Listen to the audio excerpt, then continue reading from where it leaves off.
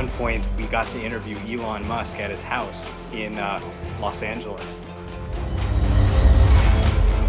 When people see what this upgraded version can do compared to the old autopilot, they're not going to even believe it's the same car.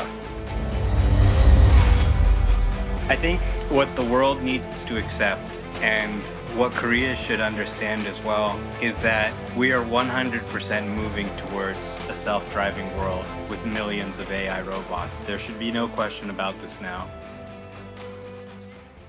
Thank you all for joining us today. A special shout out to WholeMars. How are you doing today, WholeMars? Hey, yeah, thanks for having me. Great. Although you're a prominent figure in the Tesla community, both globally and within Korea, I'd like to take a moment to introduce you to our Korean audience. Once that's out of the way, we'll dive into all things Tesla. After you share your insights, I'll offer a concise summary in Korean. Should anyone have questions for WholeMars, I'll translate the questions as well. Does that sound good? Yeah, sounds great. 홀마스님은 다들 잘 아시다시피 다년간 X를 통해 그리고 최근 유튜브를 통해 테슬라 FSD 영상을 공유해 주셨습니다. 동시에 테슬라와 관련된 진실을 널리 알리며 다양한 잘못된 정보를 바로잡기도 하였습니다. 이 과정에서 잘못된 정보를 퍼뜨리는 그린스팬에게 소송을 당하는 훌륭한 훈장을 얻기도 하였으며 X를 통해서 일론과 메시지를 주고받거나 스페이스를 통해 일론과 직접 이야기도 주고받는 일론의 온라인 친구이기도 합니다. 그럼 지금부터 홀마스 씨에게 테슬라 그리고 FSD와 관련된 다양한 질문을 드리며 그 답변을 간단히 요약한 통역으로 전해드릴 예정입니다. 중간에 추가 질문을 하고 싶으신 분들은 손들기 요청을 해주셔서 간략히 질문할 내용을 말씀해 주시면 이 역시 번역해서 전해드리겠습니다. Okay, then let's dive right into our first question. You've gained quite the reputation for actively sharing clips of Tesla's full self-driving. What sparked your interest in sharing these moments with the world?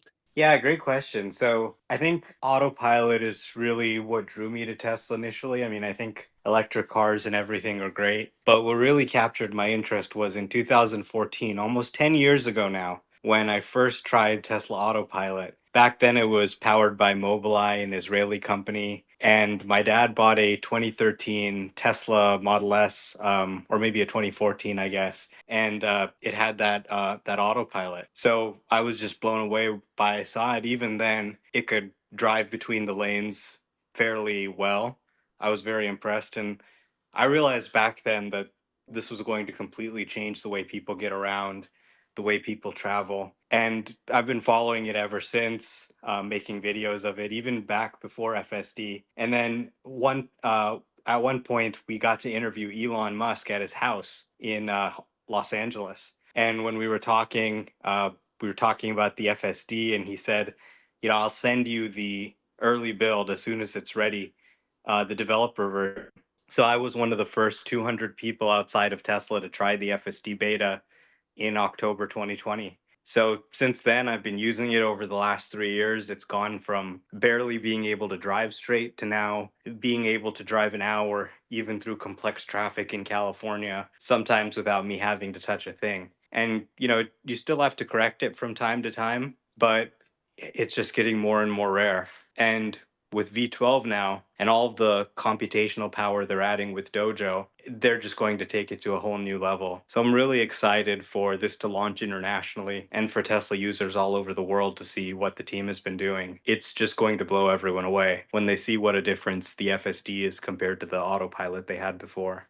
Okay, this is crazy. I need to translate first, but I have so many questions right now.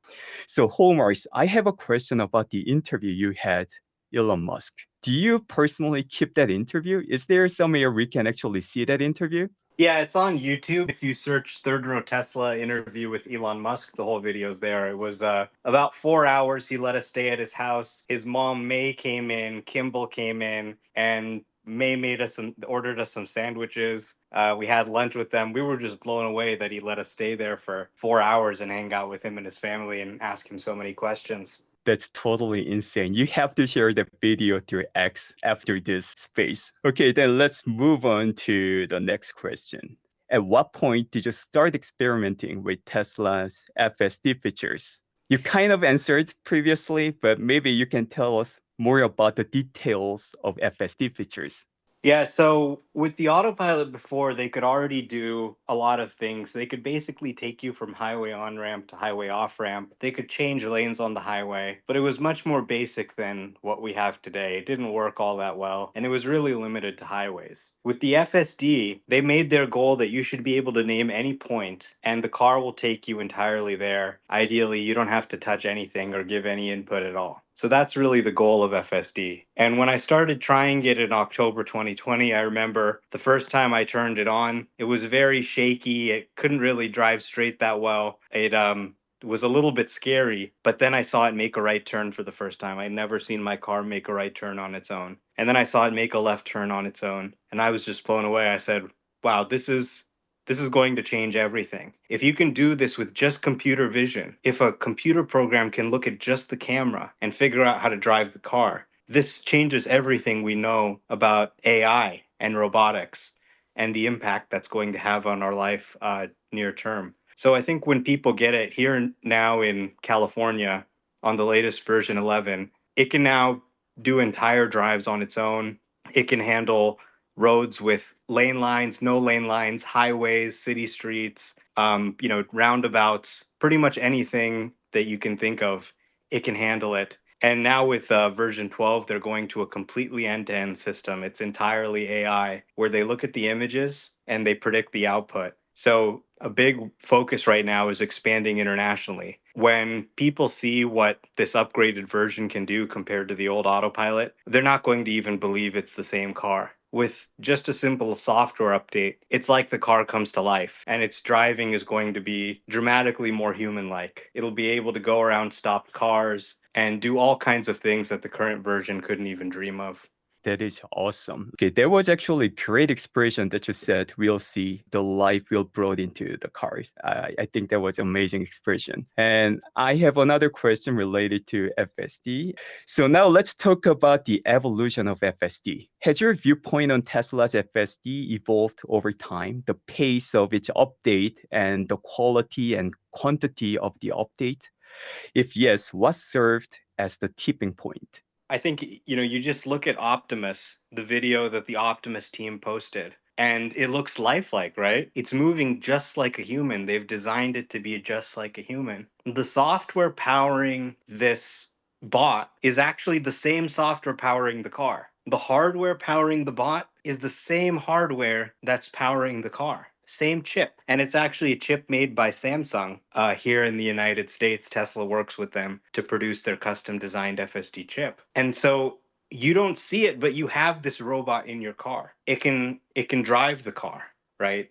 Its full capabilities, its full brain hasn't been downloaded yet. But this robot that you see in the video, it's also built into the car, and it can help drive it and do other things. This really isn't a car at all. When you're trying to make a car self-driving, people think it's just a new feature on a car. But you're really building the driver. You're building that robot, that human replacement. And it needs intelligence. It needs a brain. And that intelligence can only be built from learning, from watching millions and millions of clips and processing them through training supercomputers to try and to try and create this deep learning model. So this is really the future we're moving into. Cars as we know it are not going to be in the future at all. The same way we don't see dumb phones, flip phones, non-smartphones anymore. The same way that we don't use CRT monitors, we use flat screen monitors. These non-smart cars, these dumb cars that we have today, they're not going to exist in the future. The future of transportation is really robotics. The car should be intelligent. You should be able to talk to it. You should be able to tell it what you want, where you want it to go, and it should have reasoning capability that it can know how to get around, can understand the environment, and can handle that task completely without you having to do a thing. So, again, just looking at this Optimus video, what we've seen in AI and robotics in the past year is just an explosion. So I think really generative AI and everything we've seen has really been the tipping point, taking us to a completely end-to-end system. But the other tipping point before that was probably the occupancy network, learning how to process a scene in 3D. But it's generative AI and this sort of end-to-end approach that I think is really going to take us to the next level. Thank you very much. Before we get questions from our audience, I will ask another question that I prepared. What would you say is the most striking contrast between Tesla's FSD in the past and now? In the past, you just had to correct it way more often. At the beginning, you'd have to correct it several times per drive, maybe once every few kilometers. Now it can drive entirely on its own. It's just become much more lifelike and much less robotic. In the beginning, much of the code was written by humans. It was a rules-based approach. So this human-written code, it's filled with bugs, it's filled with errors. I mean, these are very good coders, but humans have limitations naturally. So the driving that you would experience would be much more robotic. Imagine hard braking, sudden acceleration, very erratic, scary driving that feels robotic and not human. Now, it's much more human like. So much so that people can't even tell the difference between when I'm driving and when it's driving. That's how human like it is. If you don't tell somebody that it's on, they might not notice. So the way that it's gotten so much more human like is moving from a rules based approach with manually written code to moving to an entirely AI based approach where things are just deep learning end to end and there is no human written code. As a matter of fact, with this recent V12 update, they're reducing 300,000 lines of control code to just 3,000 lines. So when you eliminate all these lines of code, you eliminate a lot of possible errors and you just do everything through deep learning. You feed massive amounts of video through massive amounts of training compute, and this actually produces code that is much better than any human could write. So that's really, if I had to just sort of sum it up, I would say just how much more human like it's become as they've moved from human written code to more neural nets from the top to bottom. I have a question about this FSD. So, which level of FSD do you expect to be released in Korea? If FSD beta or FSD official version 12, and maybe if you can expect the timing. Yeah, great question. At this point, I would expect that FSD 12 will probably be released internationally to everybody. It doesn't really make that much sense to try and make V11 work with the rules of Korea and the differences of Korea when V12 is such a leap forward. And with V12, all you have to do is just feed it videos. It doesn't explicitly have anything programmed in. You don't tell it that you want it to stop at stop signs, that you want it to stop at traffic lights. It just sees what's going on in the training data set and it emulates that. So you could train it to work in Korea or the UK or anywhere simply just by showing it videos of driving in those places, and it would pick up the road rules and everything else it needs. So that's probably what's going to ship in Korea first. And this will be able to do probably point to point driving. You give it any address and it'll just drive you there. And of course you have to supervise. You'll probably have to be ready to take over. But I think people will be shocked at how well it works. Okay, thanks for the answer. Hi, Mr. Mar. I heard about your opinions and also the analysis as well. Actually saw your YouTube and then through X and all your blogs for years. And here's my question, actually. So you said you compared the neural links and also comparison on the old version of FSD and the newer version of FSD. So I'm just curious. It seems that through your opinion, it looks like the advance is accelerating. So I'm just hoping, will it also accelerate the adoption of FSD worldwide in a fast time, and also widespread to all the traffic so in the globe to make a totally driverless uh, you know society and also the globe. So I'm just curious about your opinion about the acceleration. Yeah, definitely. I think what the world needs to accept and what Korea should understand as well is that we are 100% moving towards a self driving world with millions of AI robots. There should be no question about this now. Here in San Francisco, it's now completely normal to see a driverless car. They're all over the place. and I take them all the time. I have access to multiple self-driving car brands. I have Waymo, I have Cruise, and of course I have FSD on my Tesla. So not only can I call a driverless car, I can also use the self-driving software on my car. And I barely ever use any human driving anymore today. And this technology is just taking off. I mean, we're just at the beginning. The crucial thing to understand with the Tesla is it has been designed for self-driving since the beginning. Even going back to a car made in October 2016, that car can run the FSD. Because you think about it, what do you need for a car to be self-driving? You need a motor to turn the wheel. You need a motor to push the pedals. You need sensors. You need a computer that can be upgraded, and that's it, right?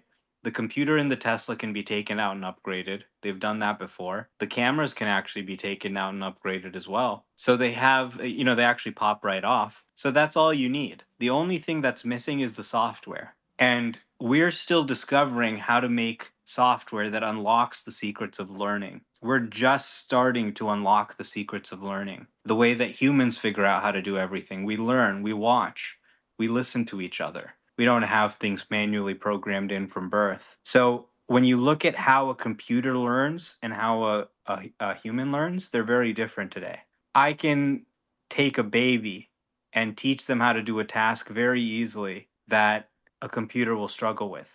With just a few examples of showing a toddler, this is a banana, a toddler can learn to recognize a banana. But to teach a computer how to recognize a banana, I have to label, thousands, maybe even millions of clips to get a good recognition of a banana. So our understanding of how to do learning in software is very, very primitive today. When we look at how animals do learning, we can tell that it's possible to have forms of learning that are far more advanced than we've discovered. But our understanding of learning is growing dramatically. You look at ChatGPT, you look at these generative AI projects like DALL-E 3 that can generate images. You just describe the image and it draws it for you. We never expected computers to be able to generate art, but we've unlocked this capability through learning. Just by showing it lots of art and showing it what people said about it, it learns to connect those two things and it learns how to draw. So the state of learning is advancing dramatically, and it's supercharging the field of robotics, because what has been missing from robotics is the brain for the robot. And we're now just starting to understand, with the dawn of ChatGPT and generative AI, how to do learning. And we're starting to build the kind of massive supercomputers that we need to really train these large models. So we will look back and laugh at how primitive our understanding of machine learning is today. When we look at life forms, they're so much more advanced in learning that it's clear we're just scratching the surface. And I believe it should be possible to build computers that learn even more efficiently than humans. So as our understanding of learning and the software behind it improves, you're going to see machines do things that we never imagined possible.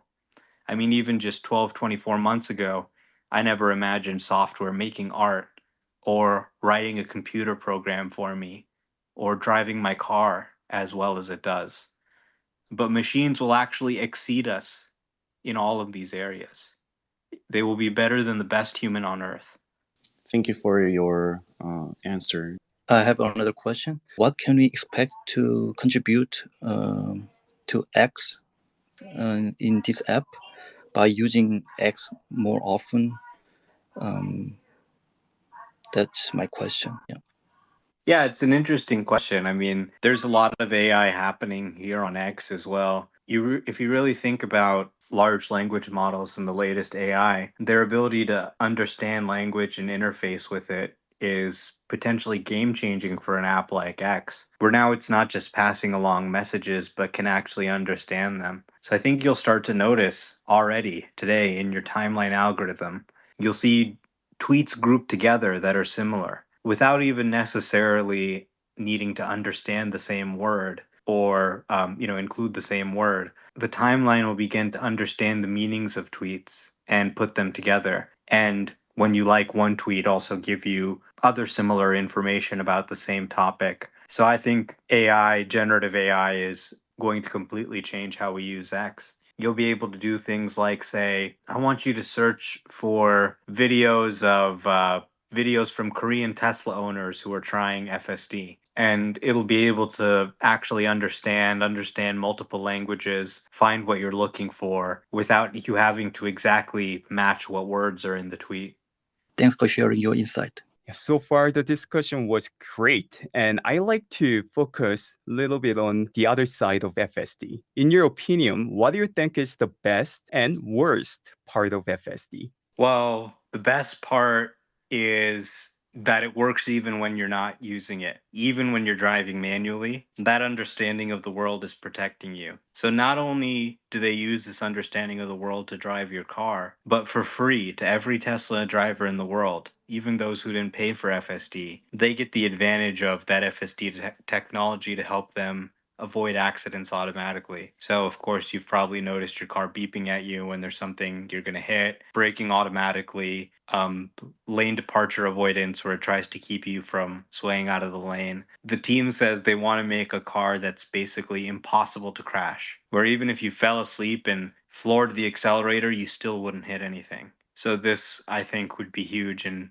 potentially save, untold numbers of lives every year. The worst part today is the steering wheel nag in the driver monitoring system, where it just annoys you and makes you, answer the wheel and make sure you don't use your phone. But the good news is the software gets better and better over the coming months and years. These things are going to be removed. First, the steering wheel nag will be removed, and you'll still have to look at the road, but you won't be nagged about holding the wheel as much. You should still keep your hand near the wheel, but I think we're kind of past the point where we need to be nannied about it. It kind of actually makes things more dangerous, in my opinion. And then finally, the camera that checks whether you're using your phone will eventually be removed as well. And then probably I think within a few years, it'll be common for people to be sleeping on the highway, taking naps, reading books, using their phone, watching a movie, and the car will still achieve a safety level that's greater than your average human.